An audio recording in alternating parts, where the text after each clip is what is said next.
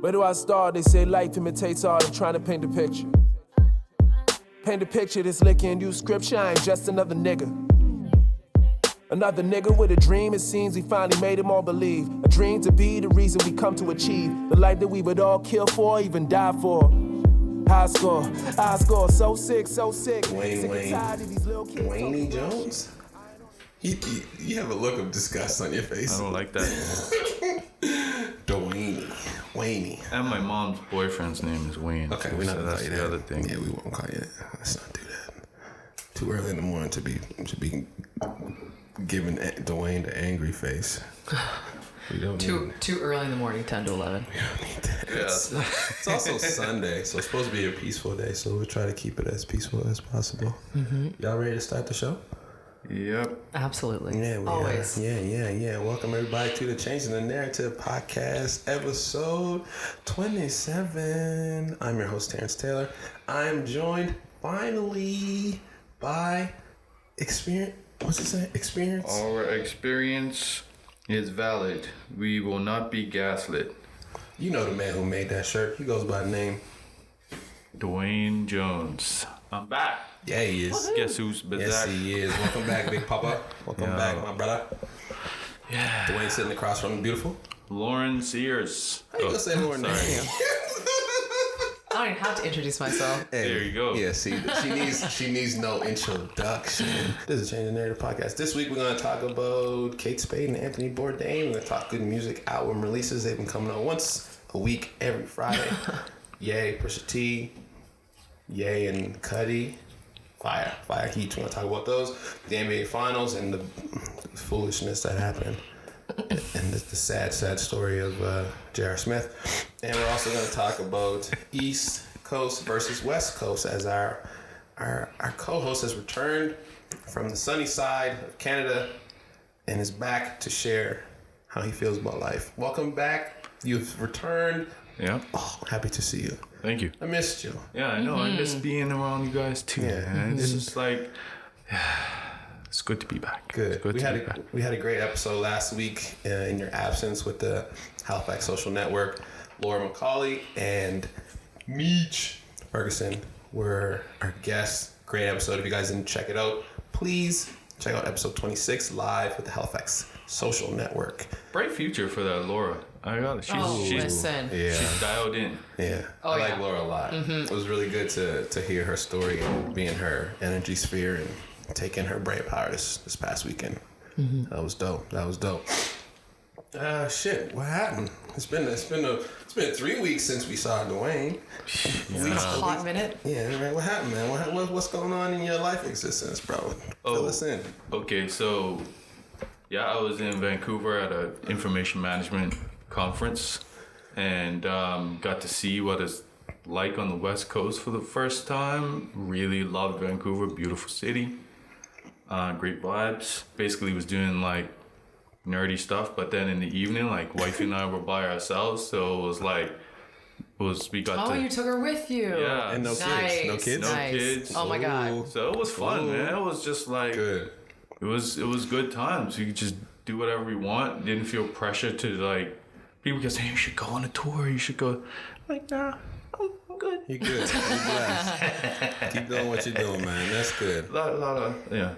Anyway, and my house is started finally. Oh yeah.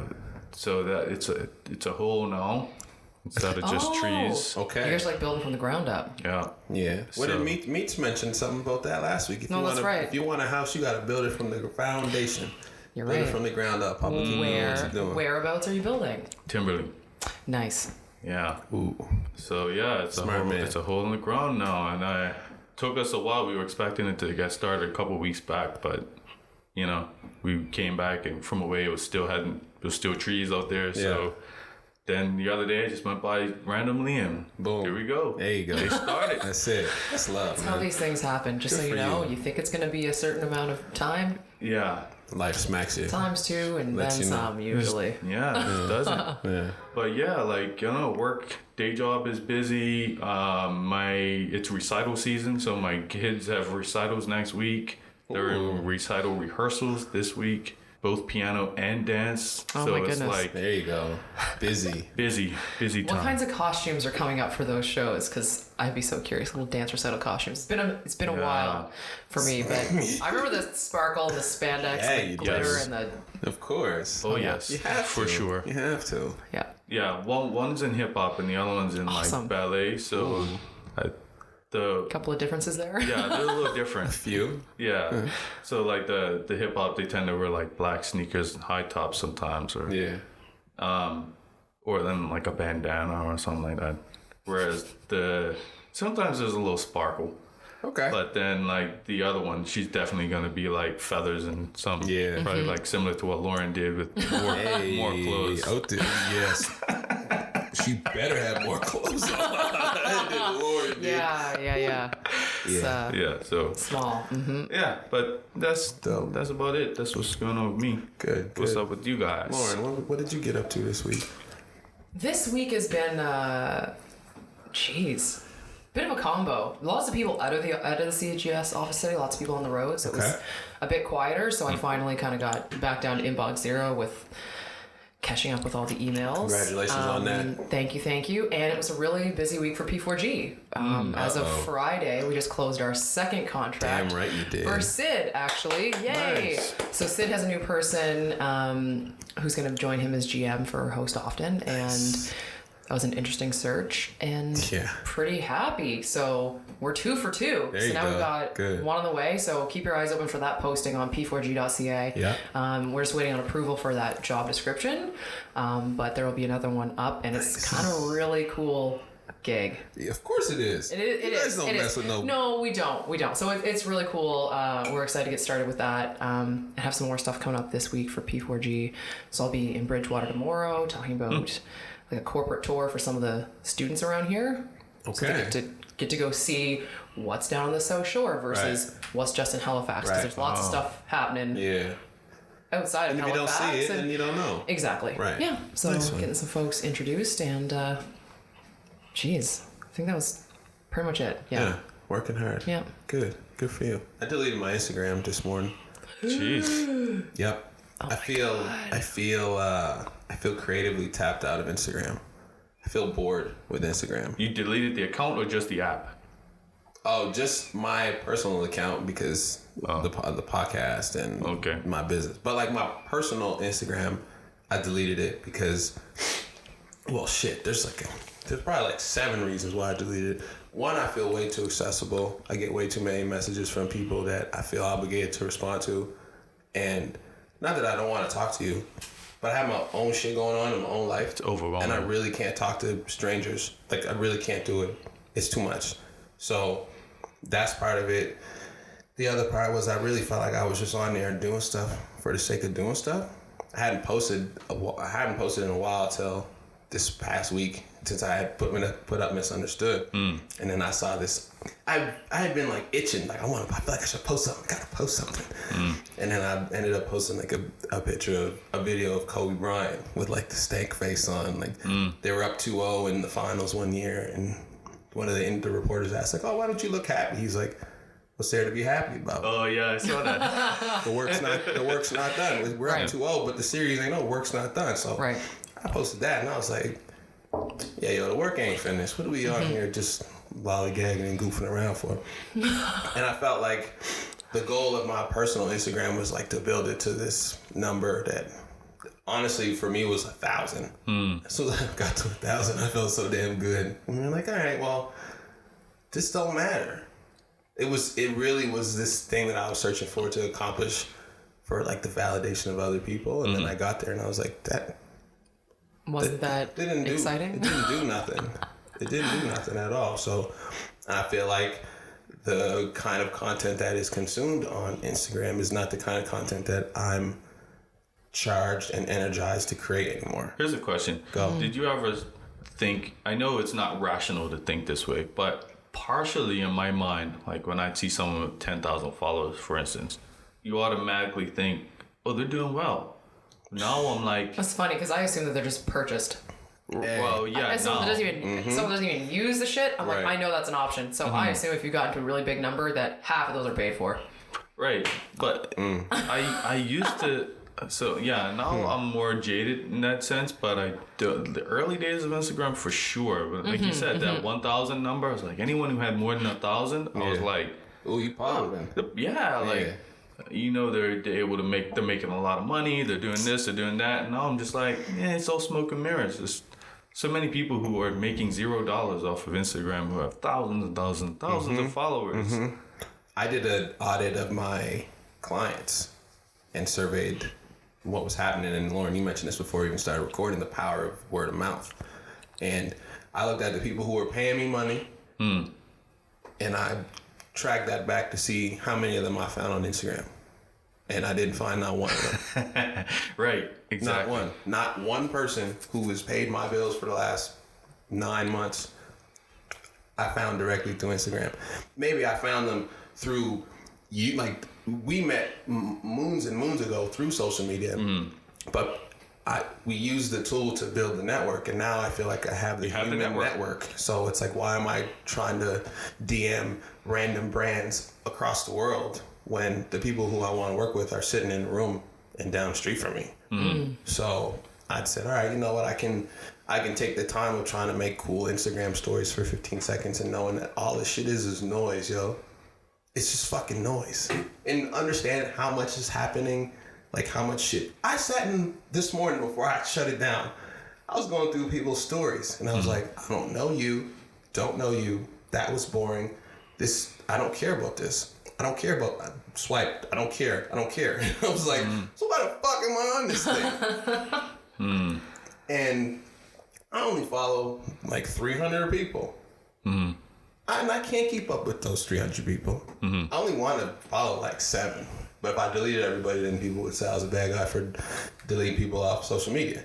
So I keep the professional watch TTM. I follow like 8 people. It's like you, Peter, P4G, like people that I'm working with closely. But I'm like, this person is too much. And I feel like I'm just in it and just going through the motions. And I feel like this is pointless. So I said, see you, bye. Me as a person, I feel like I need to do more personal development on my inside versus how many followers I can have on a fucking social media platform. So I'm gonna take some of that social media time and devote it to Terrence time because he needs it. Yes, that's important. Good for you. That's important. Thank you.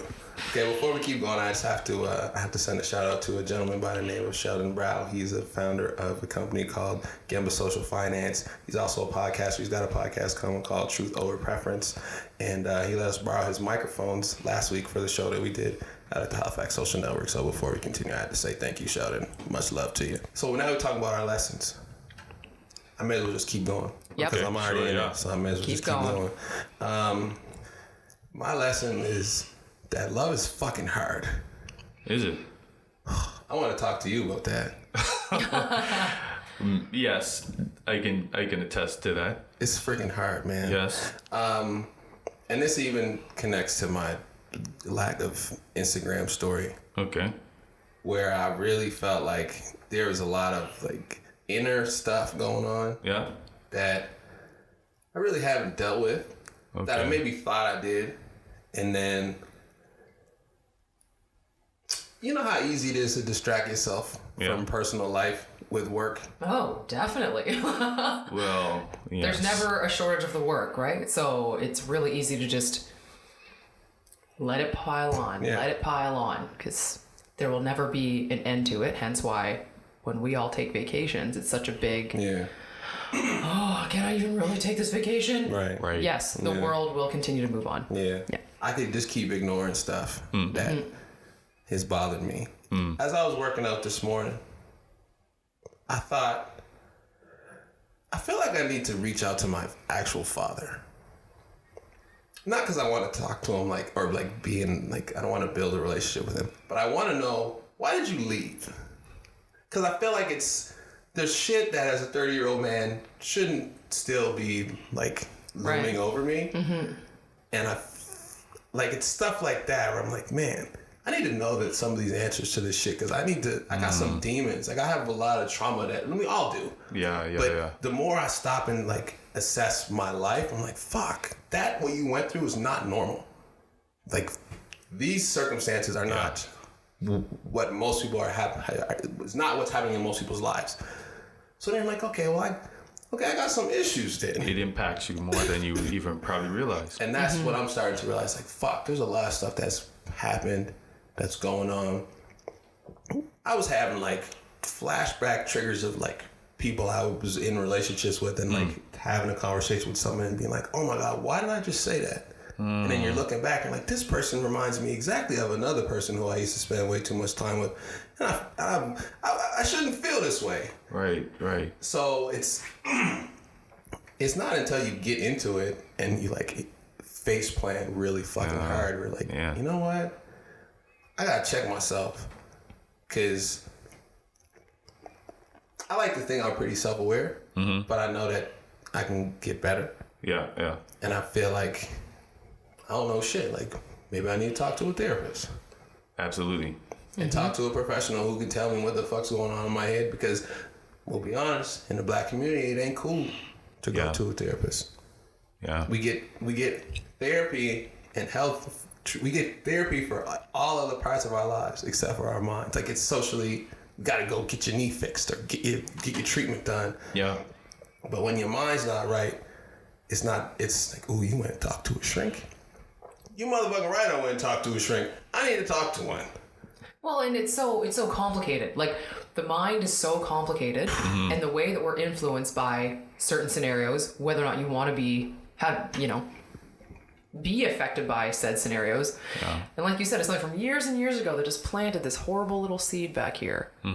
And now 15, 20, 25 years later, it rears its ugly head and you don't even know where the hell it came from. You're like, why am I reacting this way? Yeah, absolutely. Yeah. And the mind glues everything together. And you only really, come on. The people I find that it happens to the most are the people I appreciate the most, which is it's a sad thing. But I feel like, what is it? Hurt people, and there's this other, like, we always hurt the people that's closest to us. Because at some point we're like, you know what? And this is how I felt this past week. I was like, you know what? I'm hurting right now. Yeah. I need somebody else to feel as much hurt as I feel. And I can't really hurt a stranger like that. No. Because they don't give a fuck. Let me find somebody who I really appreciate and kick them in their ass. You know what's weird about that though too is in some ways we do that because we know they'll forgive us or we think they'll forgive us. I don't know if we do that intentionally for that, but I think that's subconsciously that's why it happens. For instance, like, I've not been like, we get in a fight with my wife, for instance. Like, I know how to piss her off. Right. My brother, I know how to piss him off. Yeah. Like those kind of things. Like, the comfort level. I'm way better at it now because I went to therapy and got the shit checked out and helped.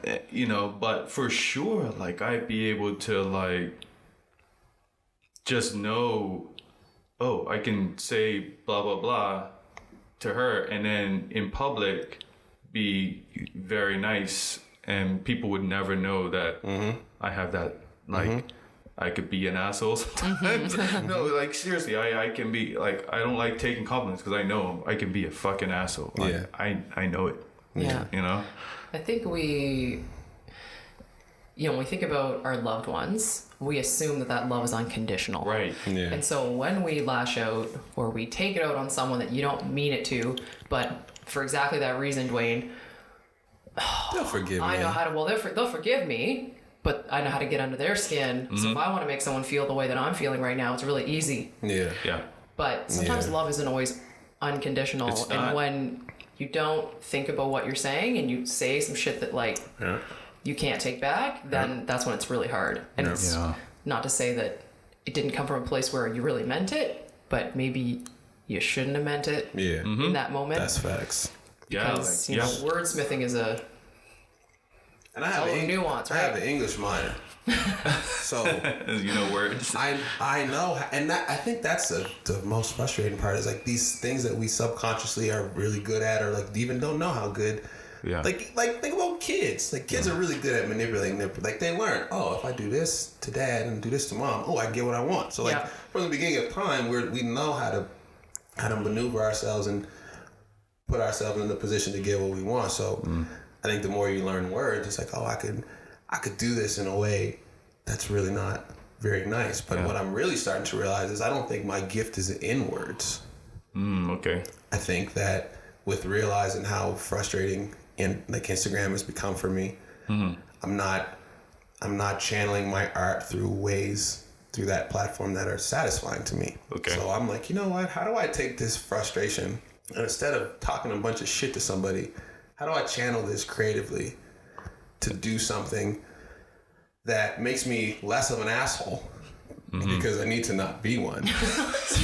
Like put it into art and not into people. Right. Yeah. So if I can take the pain, the frustration, the anger, the fear, the insecurity, the sadness, whatever, and send that through something artistic, whether it's through a video or through, maybe it is words through a conversation like through this podcast. But I really feel like, you see the This Is America video. You see a lot of the visuals that even Kendrick with Damn, you're like, man, like it's heavy. I gotta be able to find a way to talk about pain and hurt without telling it to somebody whose feelings I'm gonna hurt. And we see all these artists. Kanye is a fucking prime example. His pain and his truth is in his music. You could feel how he feels through his music. And I feel like a lot of some of the art that I've created, I feel like you could feel how I feel through the stories that I'm telling, but I feel like there's another layer to that. Or there's another level to, like, there's many more levels to that. And I feel like I've kind of hit the top of this creative ceiling through the ways that I'm creating art, and I need to find another way to get into another level. Deeper. And I think that I'm going to use traumatic situations in my life and things that really suck and find a way to deal with them. Yeah. And use art as therapy without actually having to talk to a person. I try to tell people that, like, there are so many people who. Oh, I'm so fucking glad I'm getting to get this off my chest right now. I'm dead ass, yo. It's important. Dead ass. Like, people. Okay, so people look at my art sometimes, and my art has had different aspects to it. Some darker things, and some not so dark. But people feel like, well, why can't you just use your talent to paint flowers or make pretty things or make happy things? Why are you making negative things? Why are you talking? But I'm like, because I don't want to do that as a fucking human being. I'd rather do it in my art because it's coming out one way or the other. Yeah. And it's coming out. I'd rather do it on canvas or in drawing or something. Then why does everything have to look like flowers or positivity? Lauren, you know why. Because people don't want to sit in being uncomfortable. But but there's a spectrum to all these things. It's part of the human condition. If we don't, part of what makes us human is that we can emote and acknowledge those emotions and the way that we feel about things.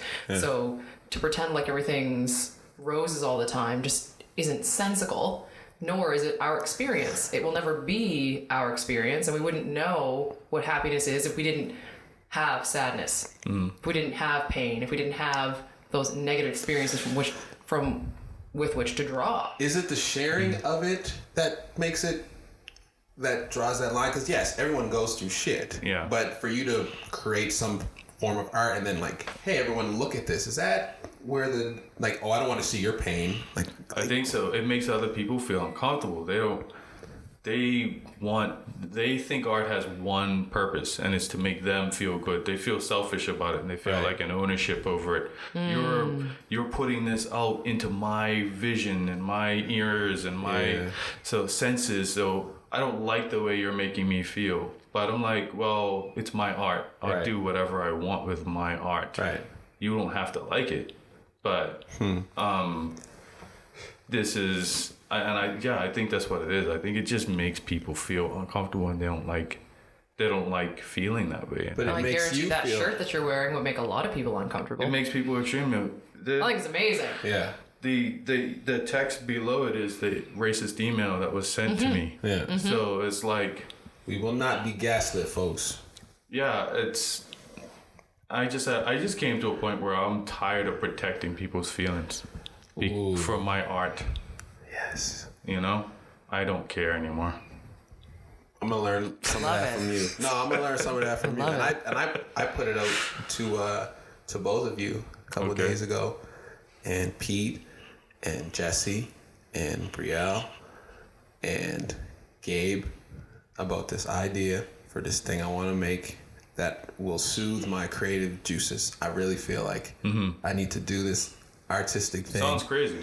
Yeah, it's kind of fucked excited. up. Yeah. Yeah, I don't care though. That's gonna be like awesome. it. That's what I'm saying. Crazy in a good way. Yeah. Like, Yeah. And I really, for my creative soul, and I feel like for my emotional well-being in general, because this I feel like will be the first time where I'm ever like, you know what?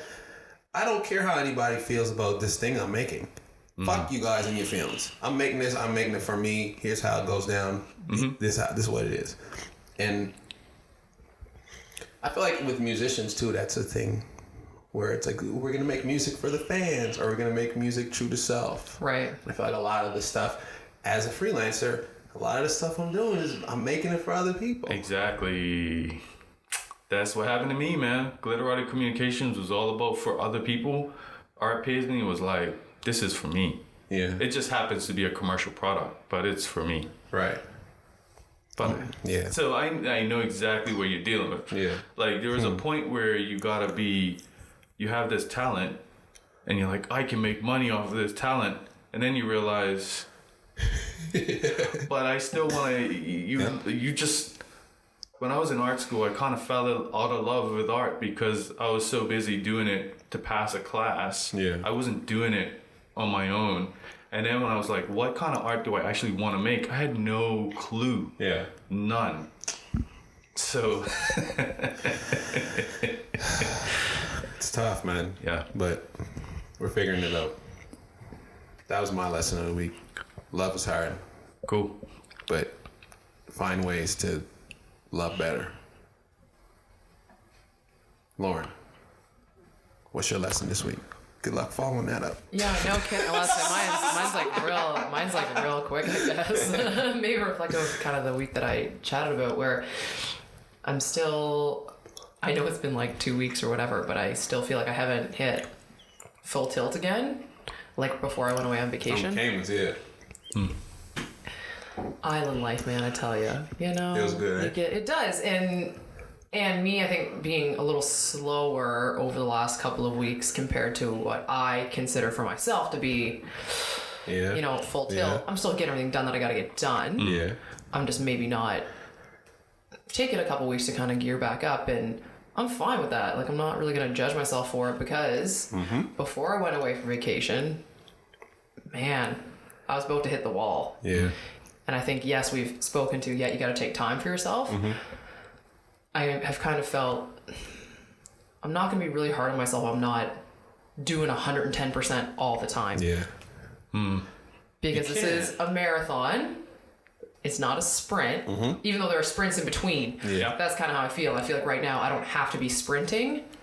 I'm kind of using this time that's been a little slower to really start thinking strategically about next steps for common good, for P4G, and for CTN. Right. Because in my mind, in Lauren's Grandmaster Vision, all these things. I love how every time you say Lauren's Grandmaster Vision, it's always followed with the hand signals that represent the size It of has your to be. Grandmaster Vision. It's By great. the way, I would like to say I've heard 2 other people use that term, Grandmaster Vision, Stole it this from week. you. Yes, and I'm very happy that other people have been using Grandmaster Vision. Love it. Manifest. Yes. Because there aren't always times to slow down and think strategically. It's more execution.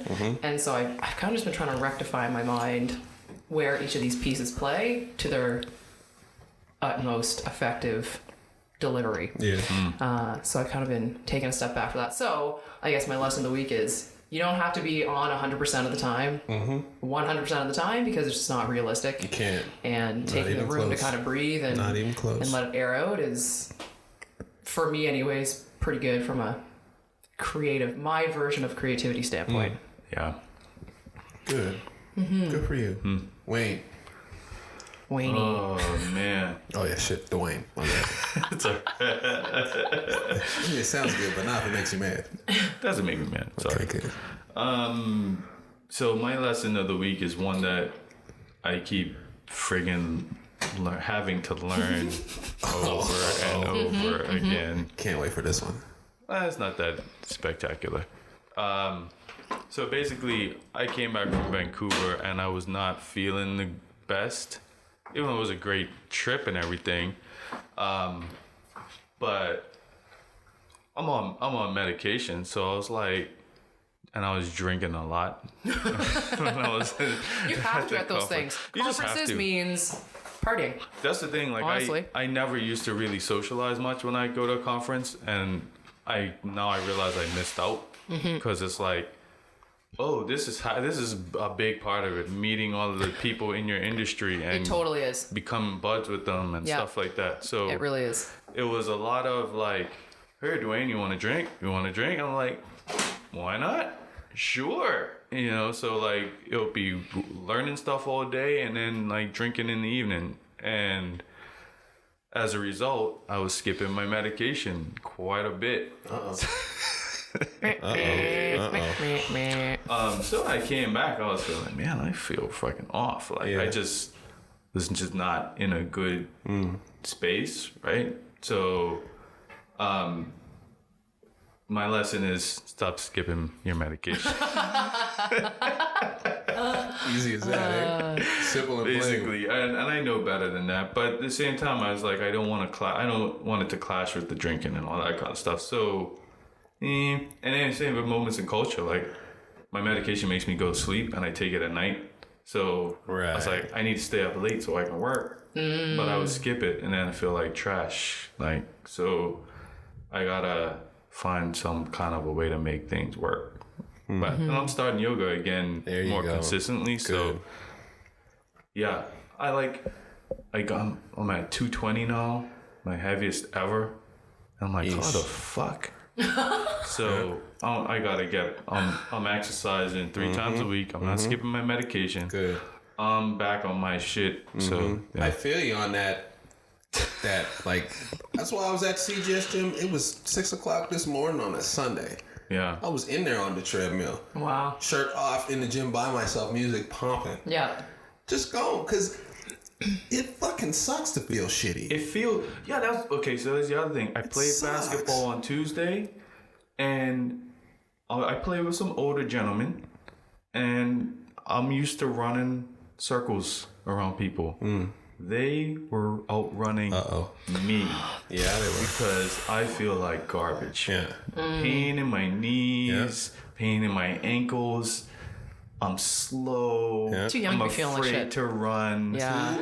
What'd you say? So you're too young to be feeling like shit. Yeah, Exactly. Yeah. I know we all joke about being old, but like, Not even close. Yeah, no. Like I joke about it, but I'm like, I'm not that old. I know I'm not that old. Yeah. Some of these guys are in their 50s, and the guys in their 50s are the guys that I'm like more having an easier time to keep up with. Yeah. The other guys in their 40s, I'm like, I used to, I should be able to outrun you. I used to be able to outrun you 2 months ago. I can't outrun you now.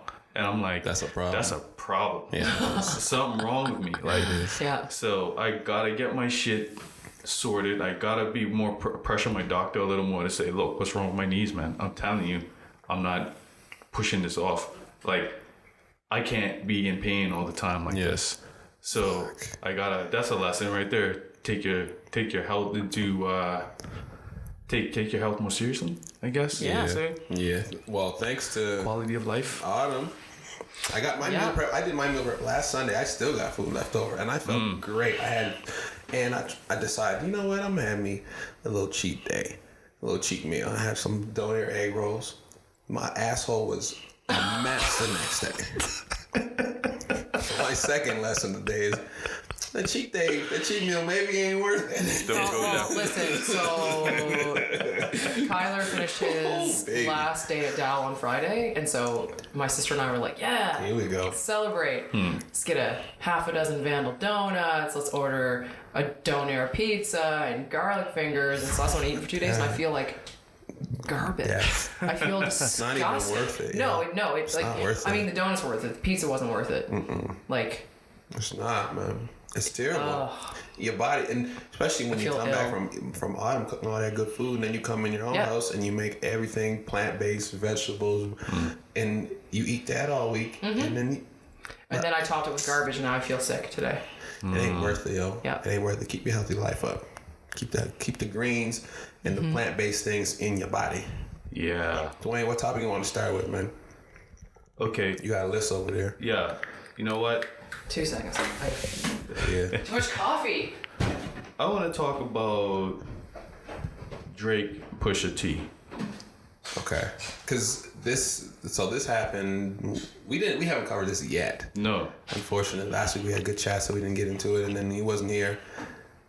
And I feel like this happened like right after you left. Yeah, pretty much. Yeah. It was going on while I was traveling. Yeah. So we're now that it's over, because the beef officially is over. Jay Prince, the legendary gangster, stepped in to Don't say that. de-escalate. Well, allegedly. Yeah. Just throw it allegedly. The alleged. We don't want no gangster. smoke. Nah, we don't. Definitely don't want no smoke with Jay Prince. Not a chance. No, allegedly, the Jay Prince shut the whole beef down. The beef's over, but some fuck shit happened during the beef. Duane, where you want to start, man? Go ahead. Okay. So, I guess I just wanted to generally comment on it. Like, did Pusha T push it too far? Okay, so for the listeners, we're just gonna give a quick little backstory. Yeah. This started the dissing started over 6 years ago. I think it was called Exodus. Pusha T had a track, said some words to Drake subliminally, and they've been subliminally going back and forth at each other for years now. So the first of 5 Good Music projects comes out Friday. This is the last week, last Friday in May. It's like the 26th. Pusha T's album comes out. He sends some words to Drake on the final track, Infrared. Then, the next day, Drake releases the W freestyle. The W freestyle is going at both Pusha T and Kanye West, which I found very interesting. Pusha T dissed you. Why are you dissing Kanye West? Theory has it, he's probably got more dirt on Kanye West. And I feel like Drake would have a lot of dirt on Kanye West. Yeah. And so the threat of airing out Kanye West's dirty laundry from Drake versus what can I say about Pusha T? Okay, we're going to involve Kanye in the mix. Yeah. Because that's the other thing, too. Rumor has it is this is more of a... There's more Drake-Kanye animosity in this thing than anybody knows about. And you can imagine they're in the same circles, but that doesn't mean you like each other very much. Yes. So Drake goes at Kanye and Pusha on Duppy. And people went kind of crazy for it because they were like, "Oh, Drake got him." Because people did like that. W freestyle was good. Yeah. It was a solid diss record. It was a solid response. Yeah. And it's what Drake does best. So he came back and he said what he had to say, and then we put Pusha on the clock. We need a response. Yeah. Oh, how do you feel about that 48-hour rule? There's a 48-hour rule in like response You have to to a diss. respond. Yeah, in rap music, Why? here's the thing: if somebody, because back in the day, and this goes back to even like you got your Jay-Z, your Nas, your Beanie Siegel, Jadakiss, like legendary rap beefs that went back and forth and back and forth. Like it was about, oh, you got something to say? Cool, I got something to say back to you. There was no.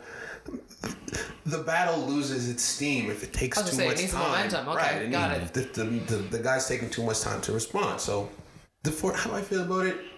If it takes too long, we don't care. So, these were snappy. I liked it. Quick, boom, boom. And then Pusha T comes with the story of Adidon with imagery of Drake in blackface. Alleges to his porn star baby mama, the secret baby that he has, the fact that the baby's name is part of Drake's Adidas rollout, and that's why this was a secret. And Pusha T talked about Drake's father and his mother, and how his mother's a lonely lady who has yet to find love. His dad wears Steve Harvey suits and is acting a fool. Ooh, let's backtrack. The reason why Pusha T jumped out the window on Drake was because in the Duppy freestyle, he mentions a young lady by the name of Virginia Williams, who is Pusha T's fiance. Yeah.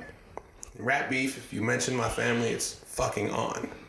So the gloves came off, and Pusha ripped Drake a new pooper scooper. So the question was, all right, well, how does Drake respond to this? Drake must be the most disrespectful human being ever, because that's what Pusha came with. Pure disrespect. I'm talking about your family and everything. Yeah. Is pure disrespect really in Drake's DNA as an artist? I think so. I think it's in his DNA. Is it aligned with his brand? One would not the pop artist Drake, but the people who know Drake as a rapper, he has hits, but he does it in an intelligent way. Yes, but here's the question: how many of Drake's fans are pop fans versus rap fans? Well, I'm inclined to believe question. that most of them are pop fans Yes, who for don't sure. even know who Pusha T is. Yeah, they know now. right, of course. So, but I think that's, I don't know, man. It's deep. Yeah, It's deep. And then Jay Prince came out and said the beef's over. yeah. The beef has been squashed. Well, Kanye tried to as well too. He did. Yeah, but Kanye's not Jay Prince. Yeah, no one really cared when Kanye. And Kanye's an easy target too. That's the other thing. Drake dissed him. He's an easy target right now. Yeah. And Drake's got an album coming out at the end of this month. Let's not forget that. Yeah. Scorpion's on the way. So is a Drake Pusha T rap battle what Drake wants people talking about a couple weeks before his album? Probably. No, Not if he's losing. Not if he's losing. But Fair, but those memes. Yeah, they crushed him. Fuck. Crushed it in the memes. The memes were worse than the song. Okay, so that's what I was following. social media memes. has a way of taking things and running with them. Yeah. So if music fans would listen to the music and say, oh, I like this or I like that, and the bars were this and the bars were that, but you didn't need to hear the songs to look at the memes and say, Drake's getting washed right now. Yeah. You know, all these like things with dads holding babies and trying to pass them off, and Drake's like, nah, pushing the baby away. Just like Evil stuff. like I'm coming to hold my son, and then he walks in, picks up the baby, and then walks out and says, "See ya." It's like, what do you mean? Where are you going? I came to pick up my son. It's like and picked him up and put it back down. put it right back down. It's like, oh shit. Yeah, they crushed him. What was your question? Is it going too far to? I don't think so. I mean, rap beef. No. You go where you go, and yeah. Oh yeah, and the other thing though. So okay, Sick Boy podcast might have something to say to this, but 40. Yeah, Drake's associate, one of his producers, architects of his success, 40, is very ill, and he was also targeted on the song. Okay, but what did he say? Okay, and said how sick he was, and like he was your man's dying. How long does he have to live? Yeah, something to that effect. Basically. So okay, but in terms of the words he said, what did he say was wrong? We know that 40's sick. Mm-hmm. The bars were, how long does he have to live? How long do any of us have to live? Well, true. Just playing devil's advocate here. Oh, Yeah. well, listen, if everyone knows already, and I don't know. I have a weird stance on this now. And 40 used, I think the next day was like National, whatever sickness he has what day. he has, yeah, and then he was like, oh, thanks Pusha T for helping promote my sickness day. Yeah. What is your take on this, Lauren? All's fair in love and war, I guess. A little bit. Like, I mean, if you're gonna open yourself up to that, like, you gotta be ready to take the You talk licks. about my fiance, it's on. Yeah. I don't care if you just mention her name. Don't talk about my fiance. Right. Or it's the fuck on. Right. Which I think most That's fair. would assume that would happen. That's fair. I mean, you know what you're doing. Yeah. I guess I'm kind of of the mind, like, these guys know what they're doing. When you throw something out there like that, You know that you're going to get a response, and it's going to be the worst possible response. Right. This is part of the game, is what it sounds like to me.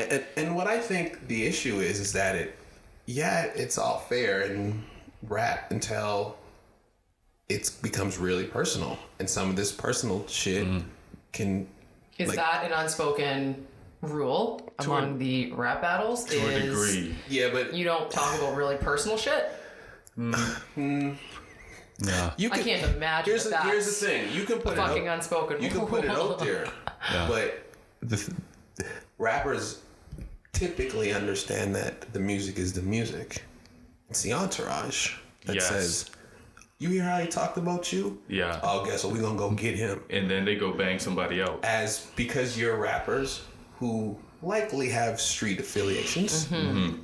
Jay Prince allegedly being a street affiliate whose son discovered Drake. So, I mean, if you're fucking up the money. Yeah. You're releasing the name of the son who's part of the Adidas rollout, and you just revealed the Adidas rollout before the Adidas rollout, now you fucking with Drake's money. If you're fucking with Drake's money, you're fucking with Jay Prince's money. And I don't know if that's a problem that anybody... Are we also just not going to address the fact that he named his kid after a pair of fucking shoes? I mean, the name... But like, really? The name's close. I don't know. Close. I don't know. Maybe the son's name was first and the shoe came after. I don't know. Addy Dawn. Either way. I want to know what it Either means. Like the name, if the name has some meaning, then cool. But if the name just sounds like the brand you got endorsed by and there's no story behind it, up. I don't know what it means. Yeah, maybe you it need has to a I'm gonna name. look it up. Google Addy Dawn. But the other part of this too, though, is I feel like it's another one of those context situations where the blackface thing. Okay, so so Drake is Drake is black though. So is that much of a problem? As a black man is wearing blackface. So it's you know, because it's almost like, well, because he's biracial or light skinned, you know, his blackness is ignored a little bit. Now that I do think is like a super offensive, like... Okay, give context. And the context to why he did it. Yeah, so Tell me more about your guys' interpretation of this, because I would deem it as like really offensive. So initially the reason the picture was even taken was because it was for a project or some sort of campaign where Drake wanted to talk about his struggles with being a black actor and how they felt like they had to shuck and jive in order to get, you know, position. So they did a humorous play on blackface that isn't really that funny when you look at it outside of its context, which Drake shared in a iPhone note, the explanation, iPhone press release, which I thought was interesting. Yeah, that's not something we see Drake do. That's not something that was like the most unofficial. Like, listen, people, don't go there. But I mean, and I feel like that's a whole other. But that's the thing. He hasn't. That's what's interesting though. He hasn't responded in any way rap wise, but he has responded in these guys. Listen. This is going a little too far. Look at he's had those kind of responses. Question: if Drake was dark skinned, would he get away with that? Probably. You think? And I think it was a little bit of colorism involved in him getting flamed for the blackface a little bit. I think people just say, oh, light skinned guy, biracial, Canadian, like half Jewish, like all of these things are like. You know, if he was, you know, a dark skinned dude from the Bronx, and he was doing it and said, "Look, I did this to say fuck the white man," you know, people would be like, "Oh yeah, cool," but he's explained what the context is, and people are just like, "No, you're a white guy with blackface on," but he's not a white guy. Is this a way for people to do what people usually do and run with something that fits their narrative, even if it's not true? And I think that's what Pusha T was hoping for. I mean, he just, because why they put it out, it's like, look at this lame, at this corny, and he had the corniest look on his face. This young Drake, so he just looks awkward and nerdy, and it's just it was perfect. Yeah. And then but then when you hear the backstory, you're like, oh yeah, that actually makes sense. It That's why he aligned did well with meme culture. Yeah. But and the story of OJ, like it just yeah. So he used the beat from Jay-Z's Story of OJ song, same font as well in the imagery. Yeah. And that song is basically, it starts off with... It's a cartoon. Yeah, it's a cartoon. Yeah, right. Blackface. Right. Blackface. I'm not black, I'm OJ. So, you know, Drake. I'm not black, I'm Drake. That's his genius. It was really smart how it was done. And it just relied on the fact that people will take things out of context and run with it. Yeah. And that's fine. I think Pusha T was well within his rights to do that. Yeah. It was effective. I also think it's interesting that the story of Drake getting this young lady pregnant, we already knew about. Yeah, it's a known thing. This was a release, right? But it's interesting how many people didn't know. It's how many people who did know and still made a deal about it.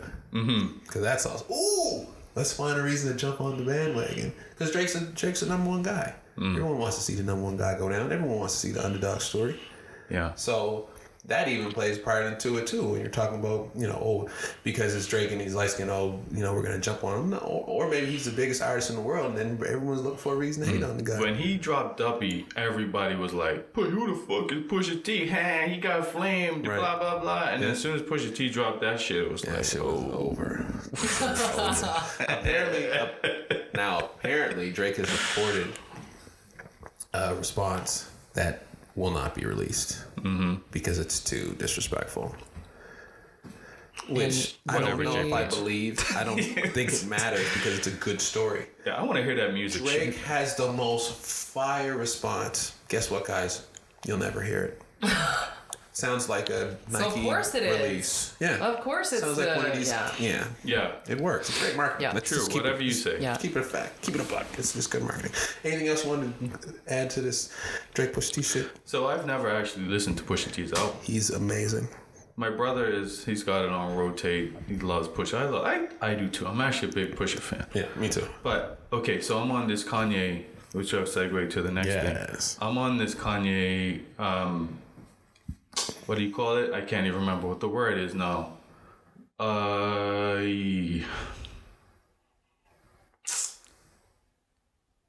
What is the word when you don't want to support something? When you don't want to support it. Yeah, like Boycott. I'm like, There you thank go. you. There you go. I'm on a Kanye boycott right now. Why? And if I'm supporting Pusha, I'm giving Kanye money. That's true. So I'm on a Kanye boycott. I'm still a little. Here we go. I respect his artistry. I respect all of their artistry actually, and I hate it because I'm a fucking big Kid Cudi fan. I really want to listen to that shit. But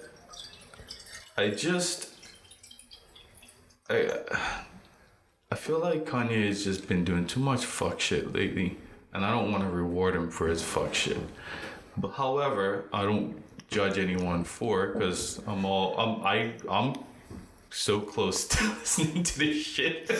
What if he's really a man with mental health issues that is the biggest star in the world and he unfortunately can't handle the fact that a lot of the things that we shouldn't hear about, we hear about because he is who he is. Because a lot of the shit that he says, many people do say. We just don't know about it. Right. And that's the other side of it. Because I am empathetic of that aspect. Like a lot of artists that we respect and put on a high pedestal have a lot of demons. I have demons. They all have demons. They all have struggles. And he's finally been, he's been more open about his mental health. Right. And some of the challenges that he's had.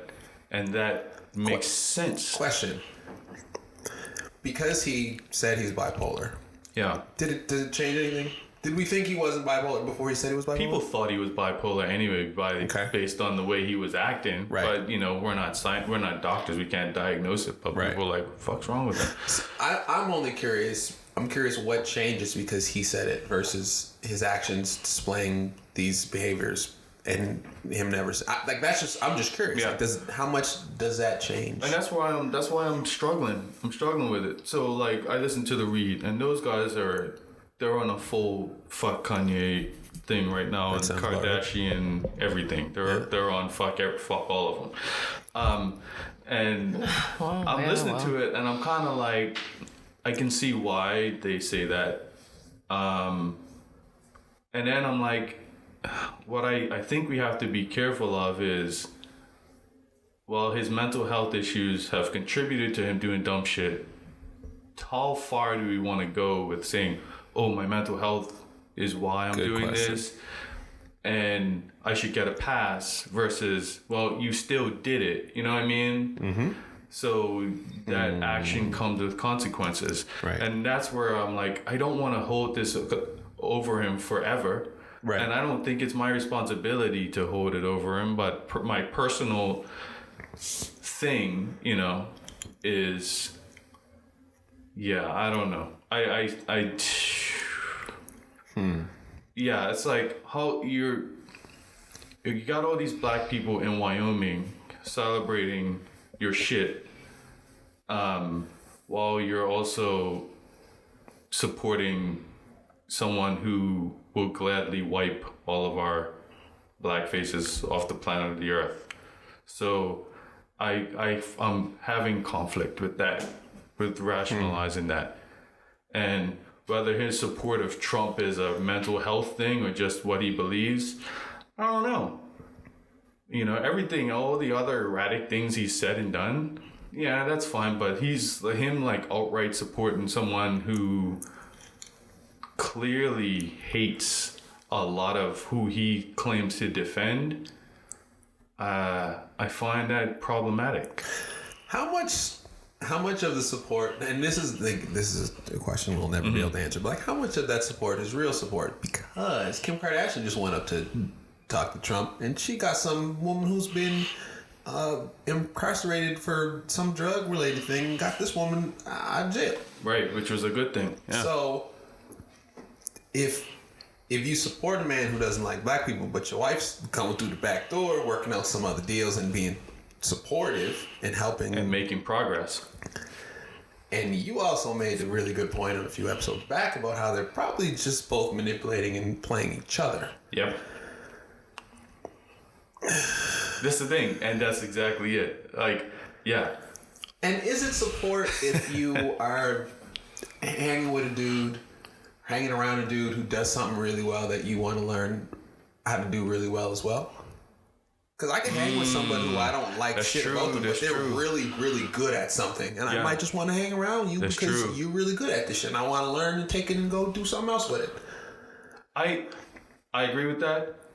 And if Kanye simply stopped there, I would be cool with it. But where he lost it from me was my MAGA hat is signed, and taking it a little further. If he just went and hung out with Trump, said, look, I respect him, blah, blah, blah. Yeah.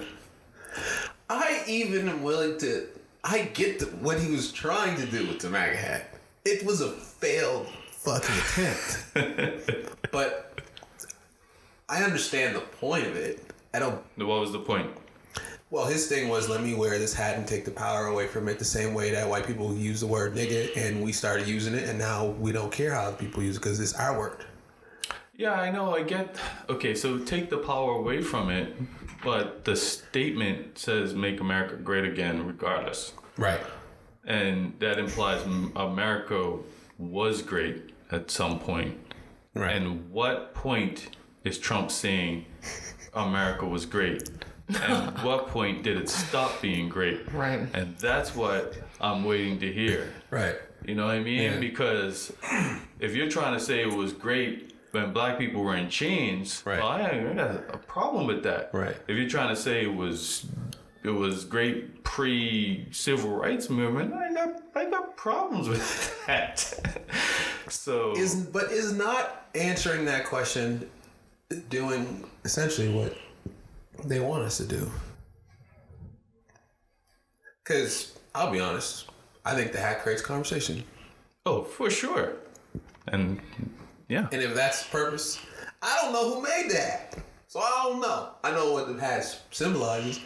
I know what the N-word symbolizes. Yeah. I understand the using this thing and then providing some sort of, giving it another way to be felt or represented or seen. I get it. I don't agree with it. They're not the fucking same. And like, to compare them is stupid. To compare the theory of what he was trying to do because of it, I get it. Mm-hmm. But I think hat's bullshit. I'm not wearing a hat to empower myself and say, fuck white people. I just don't think it makes sense. Right. That's exactly right. But if I hang out with Trump enough, I could be a fly on the wall, and I'm trying to make all these millions and billions of dollars. If I'm hanging in the room with billionaires, exactly, perceived billionaires, then I'm gonna learn some tricks, and I'm gonna be able to use this when this is done. Because guess what? I'm all for that. Who knows if there will be another celebrity in chief in power? At this rate, I would believe so. But another thing that they talk about too is Trump talks to celebrities because he's a celebrity. People are like, well, these celebrities gonna talk to Trump because he's a fucking celebrity. They're all celebrity friends. Mm-hmm. Who can talk to a celebrity president better than a celebrity versus a politician? Because we know what's Trump's policies. We still don't fucking know. So who cares about his political views? Because that's not the conversation. If Kim Kardashian go up there and get somebody out of jail, Trump want to talk to celebrities because that shit got retweets like a motherfucker, and that's what he cares about. Yeah. I think this is why I'm so quiet on this, because I just think it's so ridiculous in and of itself. Like, and as someone that is increasingly getting to chat with actual politicians, and I know like this is in provincial, like municipal, provincial or federal government, the fact that the U.S. has strayed so far from the light, and I'm not saying that our political system is A1, because it's not. Right. No one wants to see how the sausage gets made. I'm starting to see how the sausage gets made. Look at everything that just happened in Ontario with Doug Ford, she's and like what happened with I Doug just Ford? don't. Well, he got elected as premier in Ontario. The Liberals lost a ton of their seats. The NDP were like, and in the days leading up to the election, they were like, oh, the NDP and the PCs are like neck and neck, which gives you like one semblance of hope that the NDP somehow would win. Yeah. And then they get destroyed. Yeah.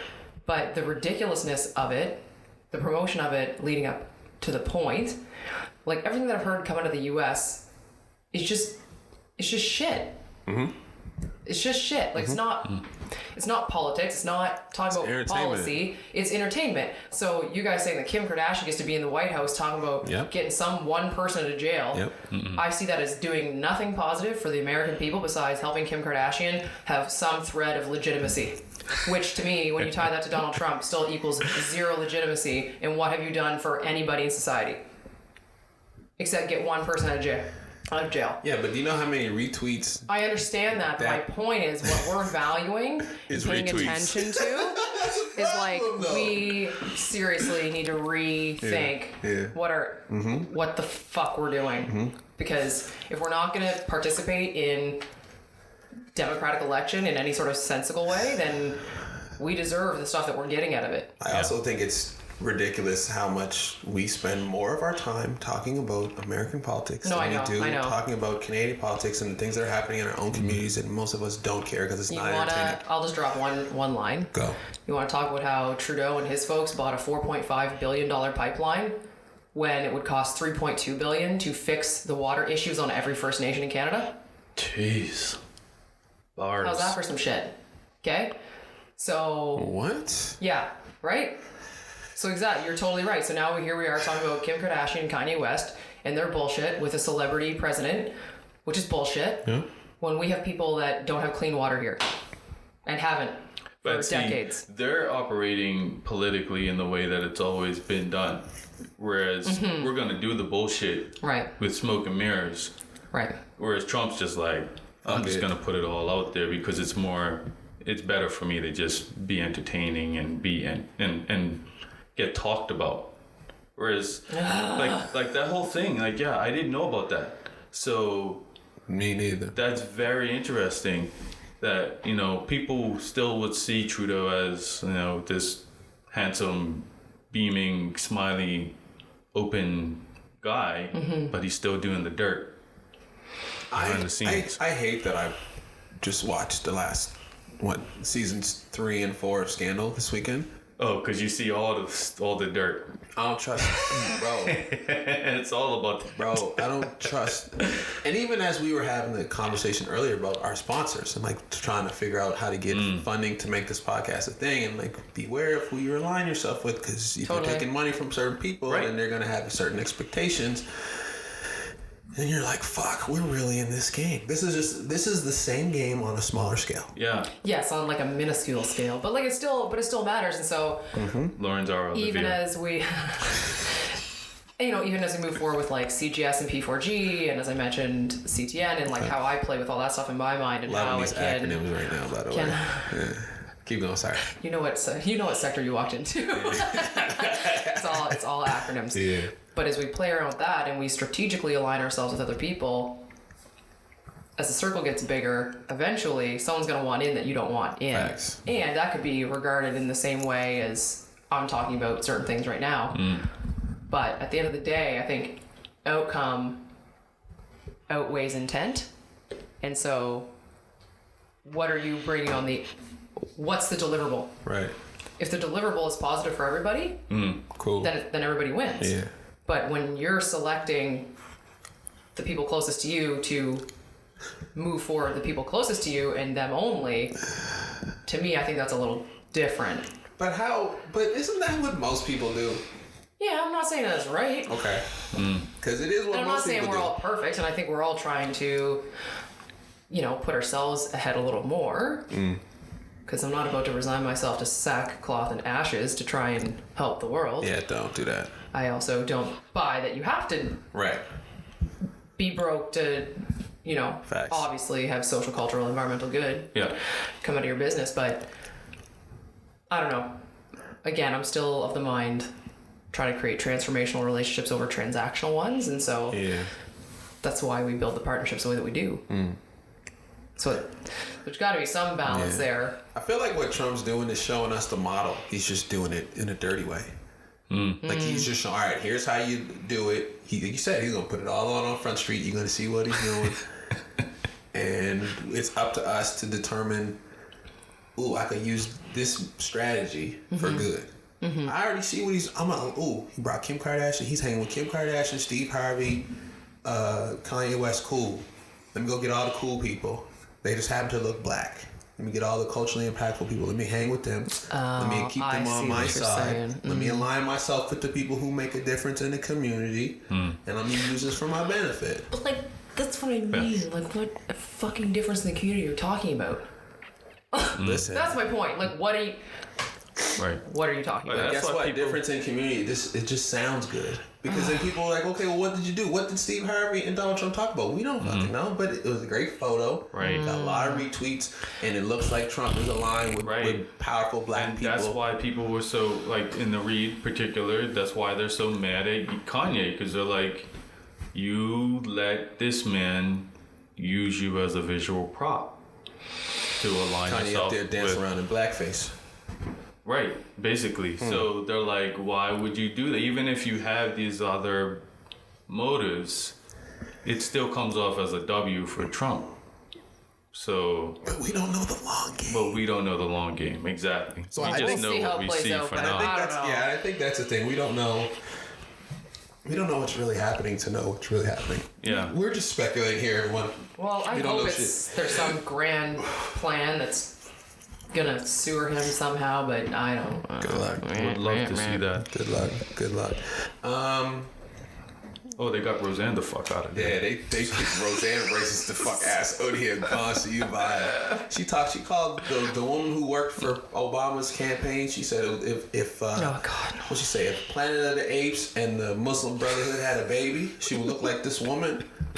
They took Roseanne, her 29 million weekly views, and took that show to fuck off the air. do you know what my favorite part of that was? Get out of here, Roseanne. That Ambien, she tried to blame her Ambien, and Ambien came out on Twitter and they were like, yeah, so racism is a side effect of taking Ambien.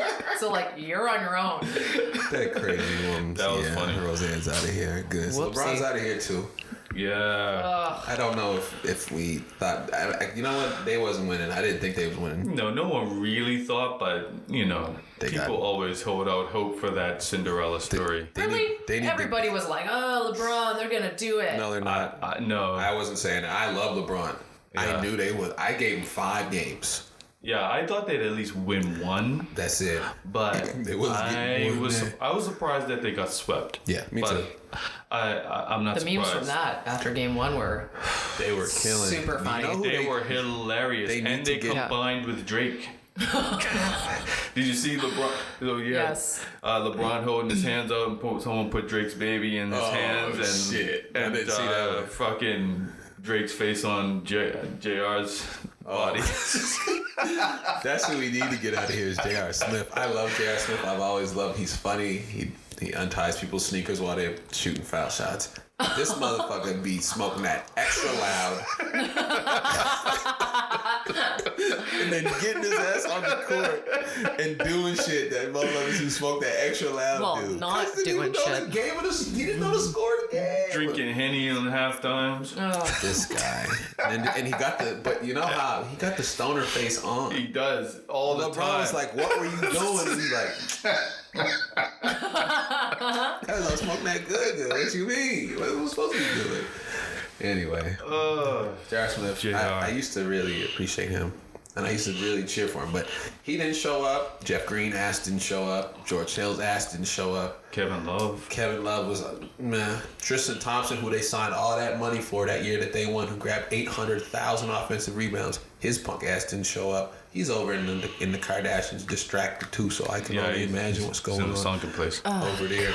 Much love to you, Tristan. I hope you can get better because you also was Canadian and we love you.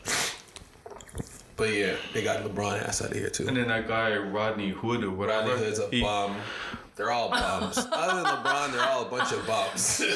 They're bums. Like, he had a bum team. And Jordan had bum teams too, but I don't know if Jordan had bum teams like this. And you know what? Okay, we're just going to dead all of the comparison conversations. Stop comparing Michael Jordan to LeBron James. Yeah.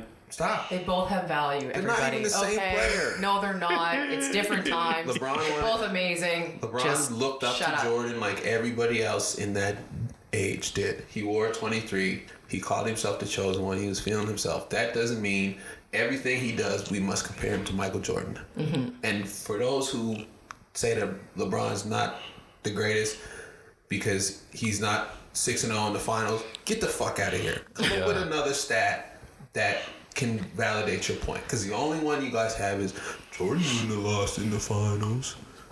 We don't care. There's other stats that validate LeBron's greatness. Find one. That's all. I'm not even gonna go there because I'm sure these dumbasses would have an answer to it. Do it. But I'm just thinking, like, if you got 2 of the best players from the Jordan era, put them on one team, and then partnered them up with a bunch of other role players who complement their skills, like, would Jordan be as successful? Or not Jordan, the Bulls, because it's not a fucking individual sport. Yeah, we got to get off that. Team sport. Like LeBron lost to Golden State. Yeah. No. The Cavs lost to Golden State. And let's be real, Scottie Pippen was dope. So people, he would have been a star on his own team. He would have been a star on anybody else's team. Facts. So Scottie Pippen was dope. You had Horace Grant at one point. You had fucking Dennis Rodman at one point. Tony Kukoc, the first 6'11" guy shooting threes. Here's what I want to say. You just named the whole Bulls starting lineup, and you could keep going through their bench. Mm-hmm. Name me a team that LeBron took to the finals that they won, and you could name more than him, Dwayne Wade, Chris Bosh, or Kyrie Irving. No, you can't. Like, it's nobody's. I didn't know anybody on that team. I don't watch basketball, so that's my own fault, but I didn't know who George Hill was. I didn't know who Hood Dude was. Yeah. The only people I knew on the team were Tristan Thompson, Kanye West, LeBron, and Kevin Love. Yeah. Oh, and JR. Yeah. I didn't know anybody else. Yeah. So whatever. I mean, I don't know. I mean, You had a question though about this topic though, didn't you? oh yeah, I was just wondering. Well, does LeBron's legacy? I know a lot of people are gonna say this, but it seems like the announcers almost have been on the same page of it not being affected. But the average idiot out there probably doesn't agree. Okay. But his legacy of being the GOAT, if we can even fairly say that anymore, which I still don't think we can, but No. is his legacy impacted by the fact that his team lost? I mean, his career's still going on, but Yeah, it will be impacted because the old people who won't let go of nostalgia will hold on to the barrier, or not the barrier, the bar that's been set for what the greatest can be. But is that even relevant? Yeah. You know what? Is it though? Is it though? For barbershop talk, it is. Okay. But when you talk about actual statistics and you look at the numbers, which can't be disputed, then But it does some depends on crumb which bum's numbers. opinion But really it depends matter? on which numbers you look at, because the people who the nostalgias folks, they're stuck on 6-0 in the finals, 6 MVPs in the finals. Beat that. yeah. That's But- the only stat. I just am really not sure why so much energy Why around. people care so much? Yeah. Like About other they're people's both lives amazing, and their jobs. they will continue to be amazing, even after they're gone. After we're gone, as Yeah. long as the sport is alive, they will both be Right. talked about. So There's Brielle. kind of a, hello, Brielle. kind of a moot point in my mind. You What know, up, big guy? Oh, the Brielle little Hey. man, come through. What up? Don't be shy. What's up? Thanks for coming. What's up? We almost done with the show. Yeah. We'll be done in like 20 minutes. Be done in a minute. Yeah, for barbershop talk sakes, I think it's a conversation that will well, then never you know, end. you guys Yeah. will never have something not to talk about. Yeah, and you know, and Let it bleed, then let it bleed. Yeah. this might have made me a sports fan again, because I'm starting to realize it's not just this is a soap opera. It it is. really isn't Yeah. about the basketball. Like, No, you it's know, not. it At all. really is At about all of these backstories. I've only been watching because I got so interested in arguing with people and Yeah. getting involved in Yeah. these backstories. And what if LeBron does this? Yeah. And what about Steph? And what about the beef between KD and this person? Yeah. And is a you soap know, opera. so I'm like, I just got wrapped up in all of that backstory, and then seeing how it plays out in the game is only like a byproduct of how the story, the overall storyline. Sounds like good storytelling It is and wrestling. great marketing. Professional wrestling. Well, Hey, there Yeah. you want to talk about that? Let's talk about. That's what it is. I've also decided that's how my K-Mas, my Carnival outfit's gonna get repurposed. Is as wow. dressed as the Ultimate Warrior for Halloween. yeah. Yeah, I like the sound of that. I like the sound of that a lot. Okay, quick before we get out of here. How do you feel about the 7 albums coming out of Good Music every week? How do you feel about it as a marketing tool? How do you feel about it as a way of consuming music? 7 songs. For me, I feel like you gotta listen to them on repeat, which means more streams. If I give you 20 songs, you're probably not gonna listen to them all. But if I give you 7, you'll probably play those 21 times before you'll play those other 20 songs. Me personally. And giving them once a week gives people something to look forward to next week. It's the same thing with TV. Why sitcoms come on once a week? Because we're looking forward to the next one. So they do it with music over 5 weeks. I think they're taking some old school tactics of content release, and I think they're adjusting that with how the world works now and giving people bits and pieces at a time, because that Migos shit had 20, 30 songs on it. That Chris Brown, bro, I love Chris Brown. I've not listened to one song on that album because I'm like, if I listen to 47, I have to listen to them all. I don't have time to listen to 47 songs. That's interesting. Don't have time. Well, it's like similar to what we've been experimenting on with our little baby podcast here. We're like, how many times, or like, how can we maximize listenership if we chop it up? So we make it smaller. Yeah. They can take one chunk now, one chunk later, instead of all at the same time. Right. Because it's too much. Yeah. And who's got time for that? Right. That's how I see this. And if, like you said, if there are 1 or 2 golden nuggets in the 7 that they release and that you listen to on repeat, what's the likelihood that you're going to listen to the next 7? Really high if you enjoyed the first. Yeah. Versus, like you said, I didn't listen to 47 songs either. It's more edited quality. Well, they always said that to us at NASCAR. Well, they say that in general. It's a general rule. Your portfolio should only consist of your best work, the work that you feel most proud of. Right. So I think a lot of the music industry has been, we'll have these things that we really like, and we have fillers. Right. And maybe the good music strategy right now is like, nope, no fillers, all heat, all things that we stand behind and we feel good about, and then ends up being 7 songs and seems really short, but 7 songs right now for another 7 songs next week for 7 songs the week after that. Yeah. Do you really think all 21 of those songs is amazing? They're all different artists though.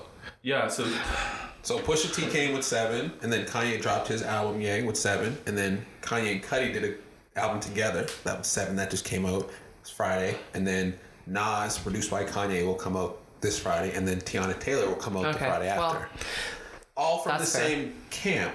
Right, but all different artists. All produced by Kanye, but all different artists being released at different times. yeah, Which, if you think about it, we got a 14-song Kanye album.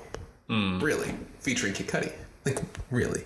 Which, in how music is usually released, that's normal. So, what do you think about it, Duane? well, since I'm boycotting good music right now, Oh, yeah, you wouldn't know. so I wouldn't really know what the quality is. I know that my brother is really feeling the Pusha album. I know that some of the reviews of Kanye's album have been, it's okay. It's not his best work. No. So from, okay, so music, like any other art form, is subjective. Yeah. So where they may have thought that they picked the 7 best songs, maybe there's stuff on the chopping block that others would like better than what they actually curated. I heard that Charlamagne said this, that the 7 songs he listened to, when the album came out, none of the songs that were on it were the songs that he listened to when he was there like 2 weeks ago. Interesting. And that the album was basically about like the last week of work. And it represented that. There's a lot of shit where like, bro, that happened 3 or 4 days ago. But music is supposed to be representative of the time and place in which an artist exists. And so... Well, and I guess you can speed it up now too. Yeah, you in terms can. Of look how quick you can throw out this podcast. Boom. Like they worked instant. on the album until like the night before, and then you just send it, and you press play, and it's on Spotify, Apple Music. Like there's no send it to, they gotta print a bunch of copies, and they gotta manufacture them and then distribute them to all the Best Buys, and you gotta put your album in 3-4 months before it's being released. Now they just sit on the computer, they press play, and boom, she's up tomorrow. So yeah, I think it's interesting. I don't know if I feel good or bad about it. For me, the sweet spot in an album is like 14 songs. I'm good with that. Yeah. But I see give me 11 or 12. Yeah, I like a little. I like at least an hour of music.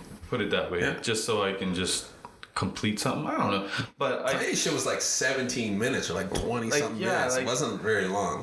There's something else I listened to recently that was only like a half hour, and it's like it leaves me not feeling content enough. Does that make you want to listen to the songs more? Right. So then it makes that point you made about the Chris Brown thing is valid. It's like, yeah, if I'm driving to work, for instance, I will listen to this album. I'm not going to get to my favorite song before the end of the drive. Right. So I might skip a whole bunch anyway to get to that song because I'm not listening to 40 songs.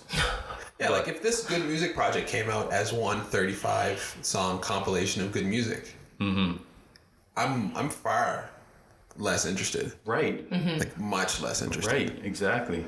So. But individual projects? Ray Sherman did something similar too. They did a joint album with the two of them, and then Sway Lee did his own like 8 songs, and then Slim Jimmy did his own 8 songs, and then they did 8 Ray Sherman songs. Okay. So they even broke it up in a very similar way, where they put out 3 albums in one, but it's really one project.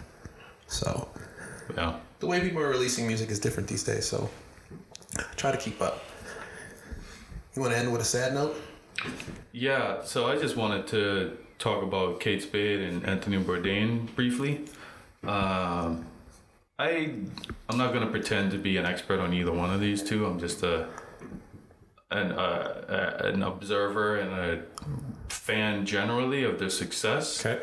But I guess the point I wanted to bring up was just about how we just never, a lot of artists in particular, really driven people, I think we have these things that we're struggling with, and we strive to be successful, and we think we'll become successful, and then we won't have to deal with those things anymore. And people sometimes look at really successful people like them and say, well, what kind of problems could they possibly have had? Right. But you have to really do the work of addressing what's going on inside beyond being successful, I guess. Yeah. I don't know. And I don't know what their deal was. I don't know what the story was. All I know is I heard it was suicide. And you just can't judge a person by their success, by their attractiveness, by their money, any of that stuff. None of it matters when it comes to these things. Like, we have to all actively do the work to find value in ourselves, and it's not always easy to do. So just wanted to say, yeah, let's always keep remembering that we all each individually have value, and we should remember that. So. How do we remember that? Because it's easy to get lost in that. For me personally, I'd say my relationships with those that are closest to me. Because if I'm still well connected to those folks, then they obviously know what's going on with me. And I think it's, again, when you only see so far into someone's life, it's easy to assume that everything's rosy. But if you're not, so if you don't keep close company, you know, I think that it's probably easier to hide the pain or the experience that you are experiencing. Granted, even having those closest to you that experience those issues and you don't see them, it's still, I think that's kind of shocking. You know, like I was talking to someone, a couple of folks that are really close to me this week that were both experiencing some shittiness. And it's like, man, if you didn't really tell me, I wouldn't have noticed. Or I would not have caught on as much, because if I don't see this person every day, then, you know, it's a bit different. But I think I was more struck by, well, I've watched a lot of Anthony Bourdain shows, but I find it interesting that both of them are, you know, 55 and 61 is not very old.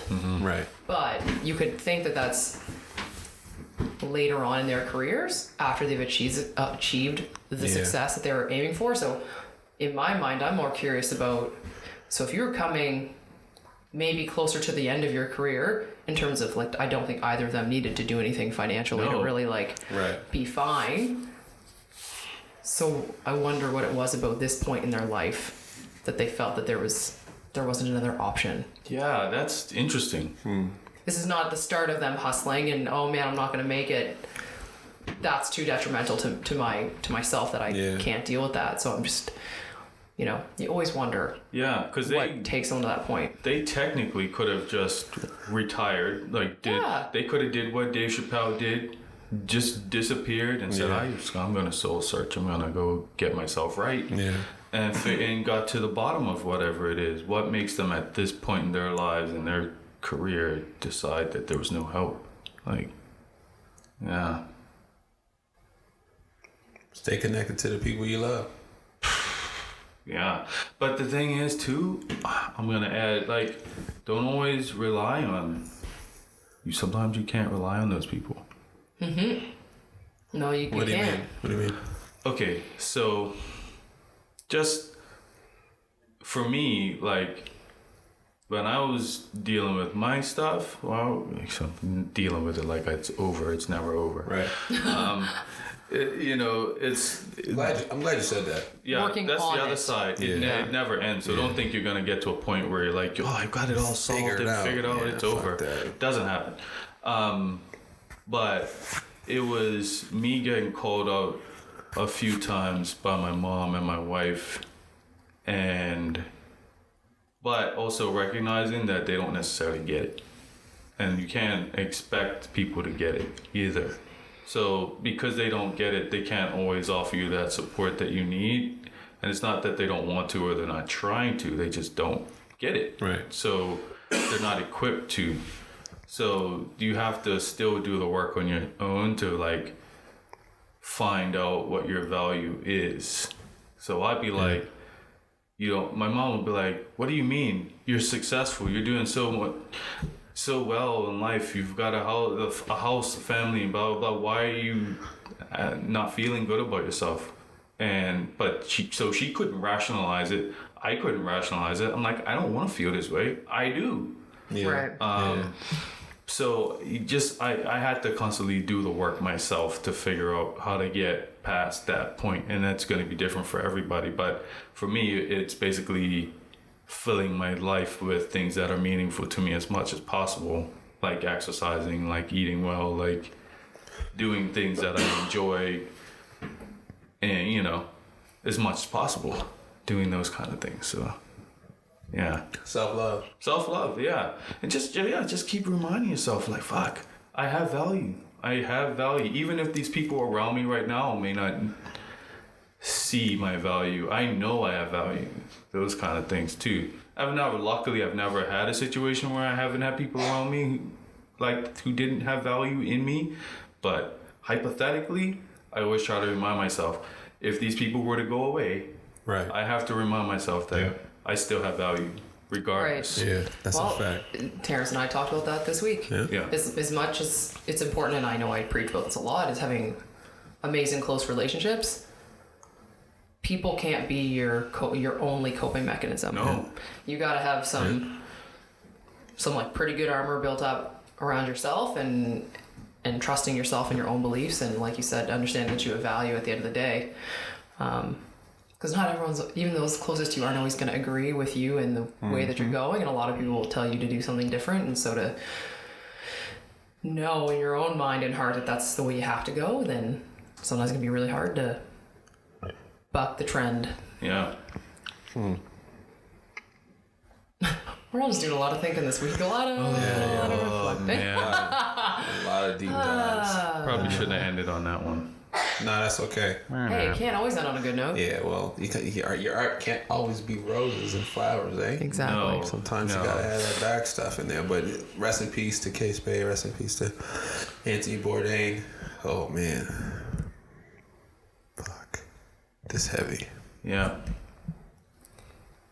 Gee, I don't even know what to say. Happy Sunday. Yeah, yo, happy Sunday. I'm about to turn the show off then. Guess where you can find me at on social media? Not at Terrence J. Taylor on Instagram, because I won't be there. My business is called Terrence Taylor Media. You can find it at WatchTTM on Instagram, on Facebook, and TerrenceTaylorMedia.com. I'm going to divert my time and efforts to making this podcast better. We're also looking for sponsors as well. We're putting together a sponsor deck. We've been working on it for the last week, working on it the next week, and hopefully we'll be able to get out there and get some money. So anybody who has any interest in working together, if your ideas, if your values, values, both, even ideals. ideals with an L. Yeah. Okay, ideals, values, your business. If you're into, art, you're into content creation, you're into food, you got a cool business in the city. If your customers look like our customers, when we're 25 to 34-year-old creative people in the arts and entrepreneurship community here in Halifax, that's who we're talking to, that's who's listening. If you're selling stuff and having conversations with those similar people, then maybe we need to find a way to work together, damn it. Sounds like a no-brainer to me. So, sponsor deck on the way. There'll be ads on the show. If you don't like the ads, listen to them. I can't say skip them because then our sponsors will tell us, well, you told the people to skip the ads. So they're not going to listen to them. So make sure when we get the ads, you listen to them. We appreciate y'all. Keep listening. Thank you to everybody. The lips and analytics are going up, by the way. They're going up since we switched over. We're getting 100 plus unique downloads per week on the platform. 100 plus new people are finding the show, listening, downloading. Hey, I didn't believe it when I read it too, but if I hadn't seen the analytics, I wouldn't have thought it was true. But hey, this shit is working, so respect to everybody who's continuing to listen. Tell another friend. Tell a family member, somebody who's interested in business, art, creativity, any of that shit. Come listen to us. We talk a lot of shit. We keep it real. And that's what we love to do. So that's me. Yeah. That's Duane over there. Tell them where to find you at, big guy. So I just want to say quickly, get your tickets to Social Media Day Halifax. Where's that at? That is going to be at Scotia Cineplex or whatever that is now. That movie theater thing. Bears Lake? Yeah. Okay, Scotia Cineplex. Bank. Yeah, Cineplex, Bears Lake. Yeah. Cineplex, Bears Lake. Taking shit over, like everything's Scotia Bank. Oh, yeah. Yeah, so yeah, we'll be there. Mike Tanner and I are going to be on a part of a panel and speaking about podcasts and why you should do them, things like that. Where to get the tickets at? It's a good question. I don't know yet. I've been so in moments in culture. I was like, okay, my moments in culture is over. I'll focus on this thing, and I still haven't started focusing on it. Social Media Day See, you need that Halifax. extended break. I feel you. Yeah, see? Well, good for you, bro. Yeah. Social Media Day Halifax. Check that out. Make sure you're there. What's the date? June 22nd. June 22nd. Yeah, We'll see y'all then. yeah. Oh, and you can find me at rpaysme on Instagram, on Twitter, and rpaysme.com. Bango. Lolo. You can find me at Common Good for All or at Placemaking4G. And at the end of the month, another event, P4G, Halifax Social Network, and Tatabrew. Ooh. Going to be co-hosting an event at CJS. Yeah, you are. Can it get more perverse than that? Oh, yeah, it can, because TTM is going to be there doing some video. So cool. So stay tuned in the next week? This week? Next week. Next week. No, the week after. Next week. What's the date on it? What's the date on the event? I don't know yet. Stay tuned for the date of the event, but there's a video coming to tell you a little more about the event. Yeah, there is. That Terrence has so lovingly put together for us. So Yeah, you did. this week, I think this week we're putting that out. Yeah, Wednesday. So pay attention. We're to celebrate this lovely place that we call home. The video's And we'd love gonna come hear your out. story. The video's gonna come out the day after you listen to the episode. So make sure that Perfect. you guys check it out. Yes. We come out on Tuesdays. We record on Sundays, but this video will be out on Wednesday. Check it out. That's it. P4G.ca. P4G. Where do you find these on the socials and shit? At Placemaking4G on Instagram, Facebook, You going to tweets? Twitter. Yeah. Not really. I mean, I feel like we're there, but I don't know that we're like really there. Okay, we'll be there. So be there. We'll be there. The boys will be there. Boom. Yep. And you guys got P4G.ca? Yep. Got any job postings up there? We do. We, like I said, we closed our second one, so there should be one more coming soon. We're just waiting on approval, so everyone check that out. 'Cause it's going to be a real good one. Nice. Get to it. And that's the show. Much love to everybody for listening. Like I said, if you know somebody who's down with the CTN, let them know. Share the podcast. Subscribe on Apple Tunes. That's what I was going to say. Apple Tunes. Subscribe on Apple Tunes. You can find the CTN podcast. Apple Tunes. Yeah, I like that a lot better actually. CTN podcast on Instagram. We're on Facebook as well. We're on YouTube. Full episodes of the full video versions of the episodes are on YouTube and Facebook. We did like almost 500 listens on the Facebook page last week. Crazy. So, hey, if y'all don't think we out here working, damn it, check the digits, yo, because we out here. Oh, we're halfway through the year now. That's what I'm saying. We got this 20. Fuck. Man. That's a good whistle too. I liked it. Olay. Next time you're here, we might have new microphones. Hopefully we do. If not, we bless your souls. If not, Lauren's gonna break something, and then we're gonna get off the air. Much love to the people. We'll see y'all next week. Peace.